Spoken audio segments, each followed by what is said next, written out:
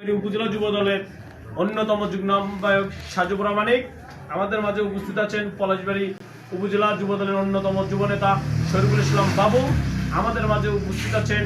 পলাশবাড়ী উপজেলা ছাত্র দলের যুগ্ম আহ্বায়ক সুকমল আমাদের মাঝে উপস্থিত আছেন।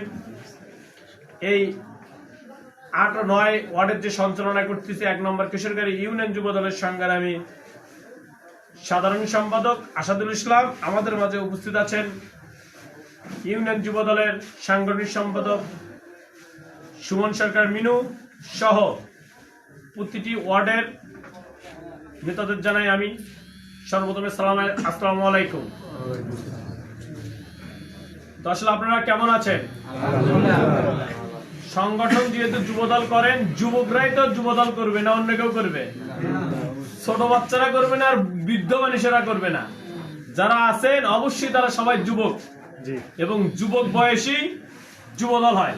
বিএনপির যুবক বয়সী যুব সংগঠন নামে যে নামটি আছে, আমরা সেই যুবদল করি। আসলে সর্বপ্রথমেই বলতে চাই, আমাদের কিশোরগড় ইউনিয়নে যারা যুবদলের নেতৃত্ব দেয় তারা আসলে খুব দক্ষ আসলে নেতা যারাই আছেন এখানে, এবং সেই সাথে যারা ওয়ার্ড পরিচালনা করে তারাও খুব দক্ষ। কিন্তু কারণ যদি দক্ষ না হতো তাহলে খুব সুন্দরভাবে এইভাবে প্রতিটি ওয়ার্ড তারা সাজাইত না। সেজন্য আমি প্রতিটি ওয়ার্ড নেতাদের এবং ইউনিয়ন নেতাদের ধন্যবাদ জানাই খুব সুন্দর করে যুবদলকে পরিপাটি করে সাজানোর জন্য। আর একটি কথা আমি বলতে চাই, দল যখন করবেনি তখন করার মতোই তো করা দরকার না? দরকার না? আমি একটা কাজ করব, সেটা যদি ভালো করে না করি তাহলে কি সেটা করার দরকার আছে? কোনো কাজ করলে সেটা ভালো করে দেখেন, তার ফল পাবে। আমরা যে সংগঠন করেছি, কোনোদিন আমাদের যুবদলকে কি আপনারা দেখেছিলেন কোনো সময় যে আমরা কোনো প্রোগ্রামে ভয় করেছিলাম?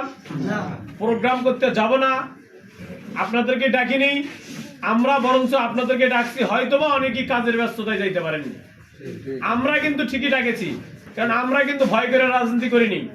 আর যদি ভয় করে রাজনীতি করতাম তাহলে কিন্তু আমাদের অবস্থানও থাকতো না। বুঝতে পারছেন আপনারা? আমরা ভয়কে আসলে জয় করেছি।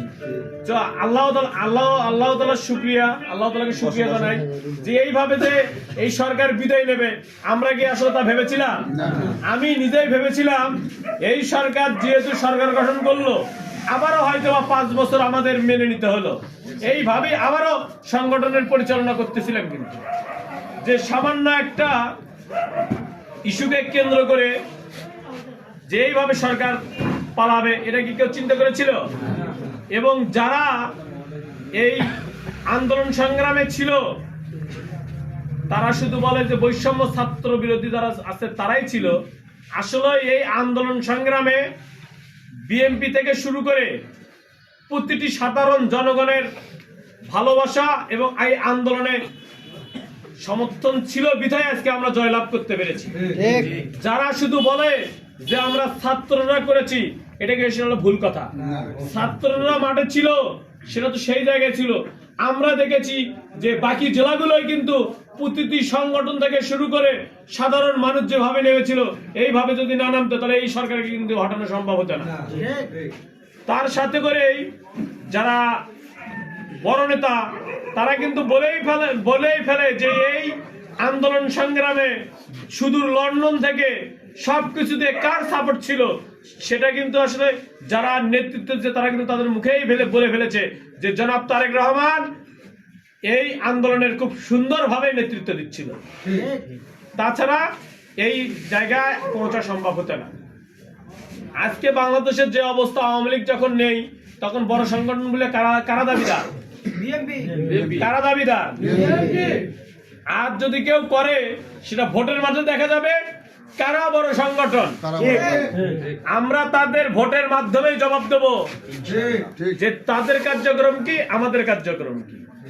আমি শুধু আপনাদেরকে একটি কথাই জানাবো, যাতে করে আওয়ামী লীগের কোনো প্রেতাত্মা আমাদের মাঝে প্রবেশ করতে না পারে। এটা কিন্তু আমাদের সবার সজাগ থাকা দরকার।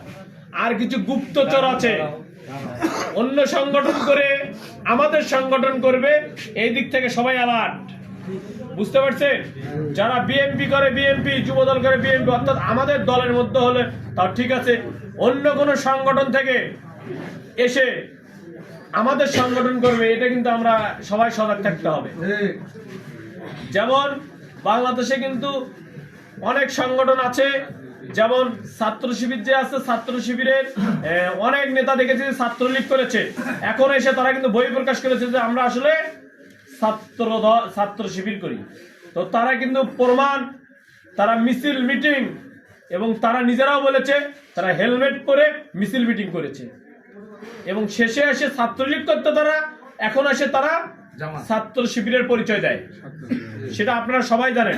পলাশবাড়িতে এই ঘটনা ঘটেছে, দুটো ছেলে ছাত্রলীগ করতো, 2 থেকে 3টে ছেলে, তারা এখন আসে ছাত্র শিবির করতেছে, বলতেছে তারা আমাদের কর্মী। তো আমরা আমাদের দলে এই ধরনের কোন কর্মী চাই না, যারা অন্য সংগঠন করে এসে আমাদের যুবদল বা বিএনপি করবে, এই ধরনের কোন সংগঠন কবে চিহ্নিত করে রাখবেন, যদি থাকে তাকে সঙ্গে সঙ্গে বয়কট করে দেবেন। বুঝতে পারছেন? আমরা আমাদের সংগঠন নিয়েই শান্তি বিয়ে থাকতে চাই। আমরা কোনো কাউকে ছোট করে দেখবো না, সবাইকে সম্মান করব, দলের কোনো বিশৃঙ্খলা কোনো কিছু ঘটাবো না, কোনো অপ্রীতিকর কোনো ঘটনা ঘটাবো না। আপনারা সকলেই জানেন 5ই আগস্টে ঈদের দিন যেমন ছিল তার চাইতে ব্যয়বহুল একটা খরচ হয়েছে। খরচ না হলে তারা নিজেরা খরচ করেছে। সবার খুশিতে আত্মহারা হয়েছিল বাংলাদেশের মানুষ, না হয়েছিল না? আপনাদের কি 5ই আগস্টের কথা মনে আছে? কে খুশি হননি, আর কে খরচ করেননি, আর কে 10 জন মানুষকে নিয়ে মিছিল করেননি? এমন কি কেউ আছে যে খুশি হন না? এখানে খুশি হননি এমন কেউ ছিল? সবাই খুশি হয়েছিল। তাহলে 5ই আগস্টে যদি বিএনপি মনে করত 5ই আগস্টের পর সারা বাংলাদেশের যারা আওয়ামী লীগের নেতা কর্মী আছে তারা কেউ থাকতে পারবে না, কেউ থাকবে না, তারা কেউ থাকতে পারতেন না। কিন্তু আমরা কোনো বিশৃঙ্খলাকারী সংগঠনের কোনো নেতৃত্ব দেই না, বা কোনো নেতা না, বা কোনো কর্মী না। আমাদের নেতা জনাব তারেক রহমান বলেছেন সকলেই শান্ত থাকেন, দেশ থেকে স্বৈরাচার পালাইছে। যদি বিএনপি বলতো আওয়ামী লীগের কোন লোককে বাংলাদেশের মাটিতে থাকতে দেওয়া যাবে না, তারা কি থাকতে পারতো? তো আমরা কিন্তু এইভাবে বলিনি আওয়ামী লীগের বিচার হবে, সে বিচার কিন্তু করতে হবে। সে বিচার করবে কারা? প্রশাসন করবে। আমরা নিজের হাতে আইন তুলে নেব না। বুঝতে পারছেন? পলাশবাড়িতে যত মামলা হয়েছে, কেশরগাড়ির নেতা কর্মী যাবেন যত মামলা, এই বাজারে পিকআপ আসলে কেউ থাকতে পারেনি। রোডে আসে মানুষকে কাকে ধরে নিয়ে গেছে তারা নিজেও জানে না, শুধু বিএনপি করলেই ধরে নিয়ে যায়। এই কথাগুলো আপনাদের কি মাথায় আছে? সেই রকম আওয়ামী লীগের নেতা কর্মী, যারা প্রভাবশালী নেতা কর্মী, তারা যদি থাকে, পলাশবাড়িতে মামলা হয়েছে, আপনারা প্রশাসনকে খবর দেবেন যাতে করে তাদেরকে ধরে নিয়ে আইনের ব্যবস্থা গ্রহণ করে। বুঝতে পারছেন? আওয়ামী লীগের কোন সবার সাথে ছাড় হবে, আওয়ামী লীগের নেতা কর্মীর সাথে আমাদের ছাড় হবে না। এই কেশরগাড়ি বাজারে আমি এসে বেশ কয়েকবার দাবার খেয়েছি, আমাকেও চলে যেতে হয়েছে। এখানে বড় বড় কিছু বন্ধু আওয়ামী লীগ ছিল, আওয়ামী লীগ, তারা আজকে কোথায় আছে? তারা আজকে কোথায় আছে? যদি দেখেন তাহলে সজোরে পলাশবাড়ি উপজেলা যুব দলের নেতাদের খবর দেবেন, তারা প্রশাসনিক ভাবে ব্যবস্থা গ্রহণ করে তাদেরকে ধরায়া দেবে। বুঝেননি আপনারা? হয়তোবা আমাদের মধ্যে কিছু লোক আছে তাদেরকে শেল্টার দেয়, তাদেরকে পেতাত্তার মতো নিয়ে ঘুরে বেড়াচ্ছে, তো তাদের সেই পেতাত্তার কোনো কাজ হবে না। আপনারা আওয়ামী লীগ যদি আমাদের, আমি আপনাদের আরেকটি কথা বলি, যদি দেখতেছেন আমাদের কোন বিএনপি, যুবদল, ছাত্রদল, স্বেচ্ছাসেবক দলের কোন নেতা কর্মী আওয়ামী লীগের কোন লোককে সুবিধা দিচ্ছে, তার যদি পারেন ছবিটা তুলে নেবেন। বুঝতে পারছেন আমার কথা? এবং দেখতেছেন সাপোর্ট করতেছে, তাহলে তাকে ধরিয়ে দেওয়ার ব্যবস্থা করবেন। যে তুমি আওয়ামী লীগের লোককে সাপোর্ট দিচ্ছ, তার নামে মামলা আছে, তাহলে তাকে ধরায় দিতে হবে। কারণ এরা হচ্ছে বাংলাদেশের যেভাবে লুটে পুটে খেয়ে, যারা তো সব টাকা পয়সা লুটে পুটে নিয়ে বাড়িতে বসে আছে সব, তাহলে এদের প্রতি থেকে আপনারা সজাগ আছেন তো? আওয়ামী লীগের লোক থেকে সজাগ থাকবে। এখন আমরা যে বিষয়টা নিয়ে আসলে আলোচনা করব, সেটি হলো আমরা দীর্ঘদিন থেকে আপনাদের বলতেছি যে আপনারা অবশ্যই একটা সেন্টার কমিটি করবেন। যেটা নির্বাচনী সেন্টার কমিটি, প্রতিটি এলাকায় একটা করে সেন্টার আছে, সেই সেন্টারের আমাদের একটা করে কমিটি করতে হবে, যারা কাজ করবে তাদেরকে নিয়ে, যারা কাজ করতে পারবে তাদেরকে দিয়ে একটা করে সেন্টার কমিটি করবে। বুঝতে পারছেন? যেমন 8 নম্বরে কি একটা সেন্টার আলাদা কমিটি, না 8-9 মিলে একটা? আপনারা একটা হাত তোলেন তো দেখি, 8 নম্বর ওয়ার্ডের কয়জন আছেন? 8 নম্বর ওয়ার্ডের কয়জন আছেন? হ্যাঁ, আচ্ছা, 8 নম্বর ওয়ার্ডে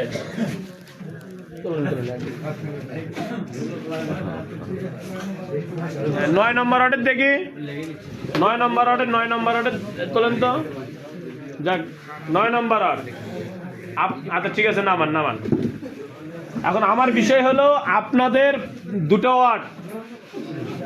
দুটো ওয়ার্ডে 3 জন করে 6 জন